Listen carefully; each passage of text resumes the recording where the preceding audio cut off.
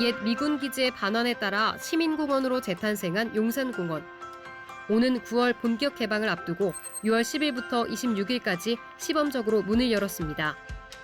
신용산역으로 나와 정문을 들어서면 바로 보이는 장소인 주한미군 장군 숙소부터 국립중앙박물관 북쪽의 스포츠 필드까지 1.1km 구간이 개방됐습니다. 우리 땅이지만 한 세기가 넘도록 밟지 못했던 곳. 용산공원에 많은 사람의 발걸음이 이어졌는데요. 사람들의 표정에도 기대감과 설렘이 가득했습니다. 그동안 이렇게 공개되지 않았던 이 부분이 굉장히 궁금했죠. 어떻게 이 사람들이 생활을 하고 그랬나 해서 오게 됐습니다. 과거에 이게 미군 부대였는데 이제 우리 국민들 속으로 들어와가지고 우리 가까이 오게 됐다는 것이 새롭고요. 아주 감격이 깊습니다. 오픈한다고 해가지고 저희도 아무 정보도 없이 왔다가 좀 이런 옛날 공간들 보고 하는 게 되게 좋았던 것 같고 좀 더 사람들이 많이 알 수 있게 홍보가 잘 되면 좋을 것 같아요. 그런데 반대편에선 용산공원 개방을 반대하는 시위가 있었습니다. 오염이 있으면 당연히 정화를 하고 국민들한테 안전하고 깨끗한 공원을 제공해야 되는데 그것이 전혀 안 된 상태에서 그냥 졸속적으로 개방을 했고 국민들의 생명과 안전, 건강을 먼저 생각하려면은 중단하고 안전한 공원, 깨끗하게 정화해서 공원을 개방되는데. 용산기지 환경 문제가 급부상하기 시작한 건 20년 전으로 거슬러 올라갑니다. 지난 2001년 지하철 녹사평역 공사 중 지하수에서 기름띠가 발견되는데 조사해보니 발암물질 벤젠의 기준치가 많게는 1170배를 넘었습니다. 오염의 원인은 놀랍게도 인근 미군기지. 기지 내부에 있는 주유소에서 기름이 유출된 겁니다.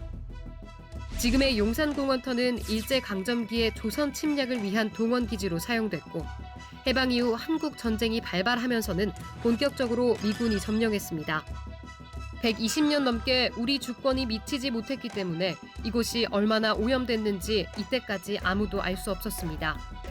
이후 2003년 용산기지 평택 이전이 결정되면서 반환 논의와 함께 환경조사가 시작됐고 비로소 심각한 상황이 속속 드러났습니다. 환경부가 작성한 용산기지 환경조사 및 위해성 평가보고서에는 숙소와 학교 근처 토양에서 발암물질 다이옥신 등이 검출됐습니다. 여기에 1990년부터 2015년까지 기지 내부에서 최소 84건의 기름 유출 사고가 있었다는 사실도 미 국방부 문건에서 확인됐습니다. 그리고 지금 보이는 저 시설들은 일제강점기 때 일본군이 쓰던 시설부터 시작해서 미군이 70년 넘게 쓰던 시설로 이어져 내려옵니다. 저 땅 밑에 있는 송유관이나 유류저장 탱크 등등이 다 그때부터 만들어졌던 시설들이고 그만큼 노후화됐죠. 그래서 거기서 나온 기름 유출 사고들이 번번이 있어 왔던 거고 거기에 따른 발암물질들이 토양 오염원으로 자리매김할 수밖에 없는 상황. 오염이 확인됐다면 남은 과제는 정화. 정화 비용을 누가 낼 것이냐를 두고 한국과 미국의 지난한 협상은 계속되고 있습니다. 애초 1966년에 체결된 소파 협정엔 주한미군이 시설을 반환할 때 원상 회복의 의무가 없단 문구가 명시되어 있습니다. 이후 2001년 소파 협정에서 환경 조항을 추가로 도입했지만 그마저도 모호해 사실상 실효성이 없는 상황입니다.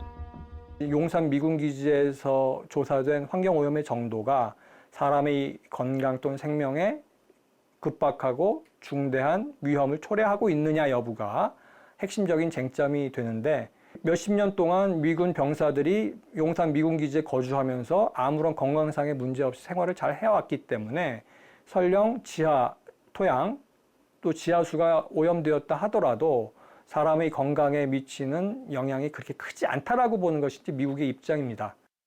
그 사이 녹사평과 캠프킴 기지 주변의 정화 작업은 온전히 서울시가 떠안았습니다. 처음 오염물질이 발견된 2001년부터 지난해까지 정화에 쓰인 돈은 115억 원. 서울시는 매년 정부를 상대로 소송해서 정화 비용을 돌려받고 있습니다. 법무를 상대로 해서 소송을 해서 돈을 정화 비용을 받아내고 있어요. 소송을 하면 그 주한미군 거기서 오염된 거라고 이제 법원에서 인정을 하고 그에 대한 비용이 들었네라고 인정을 하고 네. 저희가 이제 승소를 한 거죠. 이런 상황에서 완전히 정화 작업을 하지 않은 채 개방하는 용산공원의 안전성 우려가 점점 커졌습니다. 정부는 이런 우려를 의식해 개방을 앞두고 공원 안전성 검토를 진행했습니다. 일부 도로는 포장하고 풀과 나무를 심고 고위험 지역은 개방구역에서 제외했습니다. 또 땅속에서 유해 물질을 직접 포집해 제거하는 기술을 앞으로 적용하겠다고 밝혔습니다. 땅 속에 있는 오염물질이 지상으로 올라오는 거는 이렇게 뭐 휘발이나 증발을 통해서 오는데 그런 것들이 올라오다가 많이들 이 고체 표면에 붙어요. 아주 붙는 걸 좋아합니다. 그래서 붙게 그런 장치를 많이 마련해 주면은 농도가 거의 안 올라오게 할 수 있는 거죠. 일단 용산공원을 짧은 시간 방문하는 시민의 건강이 위협받을 가능성은 작습니다. 하지만 이들 모두 영구적인 조치는 아니기 때문에 무엇보다 중요한 건 근본적인 오염 정화입니다. 정화 작업이 제대로 이루어지지 않는다면 장기적으로 한강 등으로 흘러가 하천 생태계까지 영향을 줄 수 있습니다. 용산 지역의 특성은 제일 오염 지역에 제일 가까운 지역이 한강호 1km에 지나지 않습니다. 저희들이 과거의 오염 사례와 현재 오염 사례 보면 그 지하수나 오염 형태들이 이동하는 것을 볼 수 있어요. 그렇게 되면 한강 본류에 이러한 유류 오염 물질 또는 유해한 물질들이 한강 수계에 영향을 줄 수 있다는 겁니다. 오랜 세월 이어진 용산공원 오염 논란을 바라보는 시선은 다양할 수밖에 없습니다. 정치적인 문제와 외교적인 이해관계, 환경 문제가 한데 뒤얽혀 풀기 힘든 실타래와 같기 때문입니다.